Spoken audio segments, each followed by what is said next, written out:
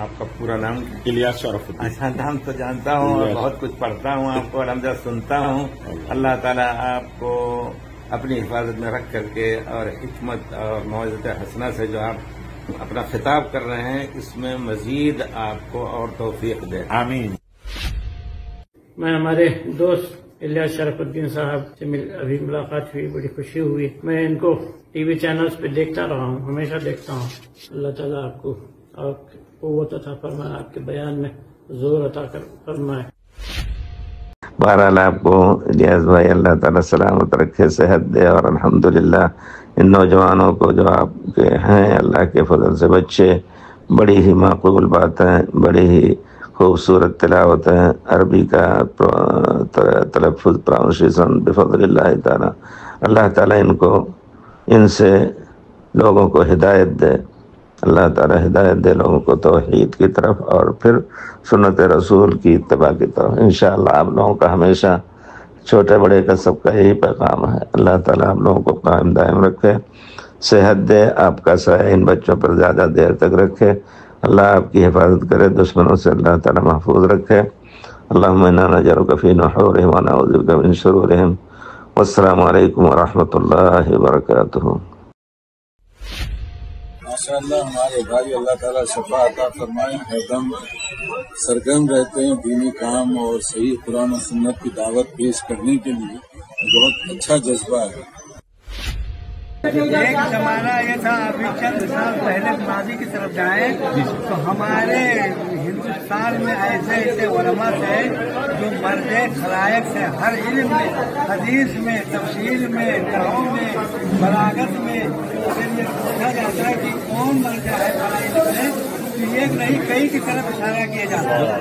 لیکن آج اس وقت یہ حال ہے کہ اگر پوچھا جائے علم حدیث جو ہمارا سورہ امتیاز ہے، جس پر ہم فخر کرتے ہیں، مولانا عبید اللہ صاحب سے حدیث مبارکی کے بعد اگر کوئی مرجع حدیث میں کوئی پوچھتا ہے کہ حدیث میں مرجع اس وقت کون ہے تو ہم کو بالکل چاروں طرف اندھیرا نظر آتا ہے، اور چیز جو ہے ہم پر فٹ آ رہی ہے، جو بخاری مسلم روایت ہے کہ اللہ تبارک و تعالیٰ اس علم کو ایسے اٹھا نہیں دے گا، بلکہ علماء کو اٹھا کر کے اس علم کو ایسا وہ وقت آ رہا ہے۔ اس لیے ہماری طلبا سے اپنے یہاں میں بھی الحمدللہ اللہ کا شکر ہے کہ ایک ادارہ قائم کیا ہوں، اور وہاں لوگوں نے بہت کوشش کی کہ بس جیسے ہوتا ہے نا کہ ہمارے کو، میں نے کہا میں یہ نہیں کروں گا، میرا مقصد یہ ہے کہ ہمارے اندر جو خراب پیدا ہو گیا ہے، اچھے علماء نہیں مل رہے ہیں، جو علماء نہیں ہے، علم نہیں ہے تو عمل کہاں سے آئے گا، اور جب عمل نہیں ہوگا تو لوگوں کو دعوت کیا دیں گے۔ اور جیسے ابھی اسپیچ میں الیاس بھائی کہہ رہے تھے کہ کتابی دنیا سے ٹیکنالوجی میں آنے کی ضرورت ہے، ہاں، کیونکہ کتاب آج 1% پڑھتے ہیں تو 99% جو ہے نا موبائل کی دنیا اور ویب سائٹ کی دنیا میں ہے، تو علماء کا جو پلیٹ فارم بنا رہے ہیں، اللہ سے دعا ہے کہ انشاءاللہ وہ بہت ہی کامیاب رہے گا، اور مدینے میں ماشاءاللہ علماء کے میری یہ ہے کہ دیکھیں اسلام جو ہے علم اور دعوت سے زیادہ عمل سے پھیلا، اللہ اکبر، تو اس لیے علماء کو باعمل ہونا چاہیے، اپنے حسن کے اخلاق اور حسن عمل سے لوگوں کو دعوت دینی چاہیے۔ لوگ جو ہے لوگوں کے عمل کو دیکھ کر کے وہ دعوت کو تبلیغ اس لیے نہیں کرتے، وہ اپنے عملی کردار سے لوگوں کو اسلام کی طرف مائل کرتے تھے۔ اس لیے علماء کو ضرورت ہے کہ پہلے وہ جو سیکھیں اس پر عمل کریں۔ اس لیے کہتا ہے کہ علم کے محفوظ رکھنے کے 4 ذرائع ہیں۔ جی، پہلے کیا ہے؟ حسن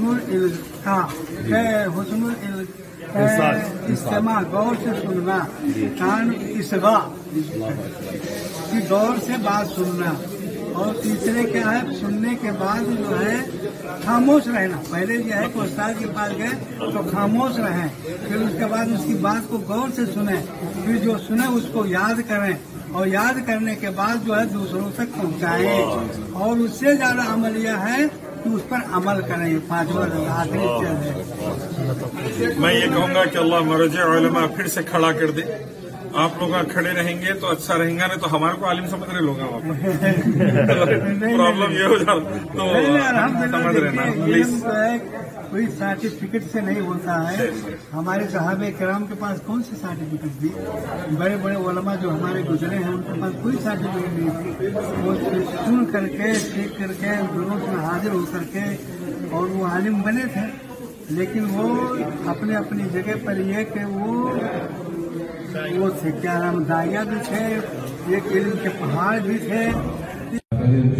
इस्लाम के मशहूर मारूफ स्कॉलर जनाब इलियास शराफुद्दीन साहब का इस्तकबाल करते हैं कि इनके आने से इस दावा सेंटर में रोशनी की माशाअल्लाह फिर से इस्तकबाल है इस दावा सेंटर में कि तशरीफ लाए। अहलन व सहलन व मरहबा।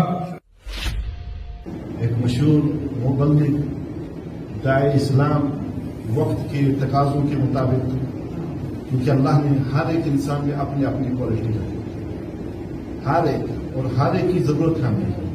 जो इस वक्त हमारे मोहतरम मुकर्रम मेहमान इस वक्त जो मीडिया पे और चैनल जो सेटेलाइट चैनल्स हैं दूसरी जगहों पे बड़ा हकीमाना इस्लाम की रिप्रेजेंटेशन इसको पेश कर रहे हैं, अल्लाह ने वो इनके नाम दिया।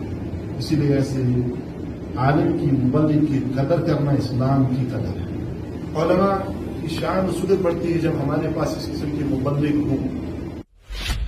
तो हमें जब मालूम हुआ कि इलियास शराफुद्दीन साहब तो खास तौर पे मीडिया के ऊपर इस्लाम और मुसलमानों का दिफा बड़े धड़ल्ले के साथ करते हैं और बड़े जुर्रत के साथ मुसलमानों का और इस्लाम का दिफा करते हैं, तो हमारे लिए ये एजाज की बात है कि आज उन्होंने हमारी मजलिस को रौनक बख्शी है।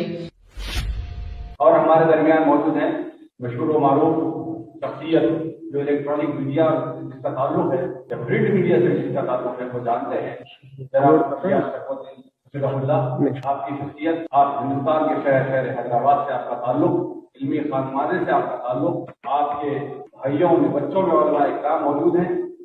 आप ही नहीं बल्कि आपका पूरा परिवार और आपका घराना अल्हम्दुलिल्लाह दीनी खिदमत के लिए वक्फ है और उसी खिदमत की एक कड़ी, अनोखी कड़ी आपने शुरू की है वो इलेक्ट्रॉनिक मीडिया में कदम रखकर, क्योंकि मुख्तलिफ तरीके से मुख्तलिफ अंदाज से अल्हम्दुलिल्लाह मुख्तलिफ तंजीमें काम कर रही हैं, लेकिन आप शख्सियत जो आज हमारे दरमियान मौजूद है जिनके तजुर्बात से हम आज फायदा उठाना चाहते हैं। शेख साहब का खिताब आपने सुना,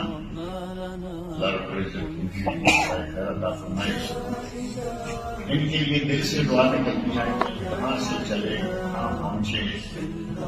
ये मरकज जो है खास तौर पर बड़ा स्पेशल और सेंसिटिव जगह है। यहाँ तक भी शेख साहब का शुक्रिया है। इसका मतलब ये है कि अल्लाह रब्बुल इज्जत के लिए दुनिया के कोने कोने में इस्लाम की आवाज पहुंचाएगा और अल्लाह ताला पहुंचाएगा।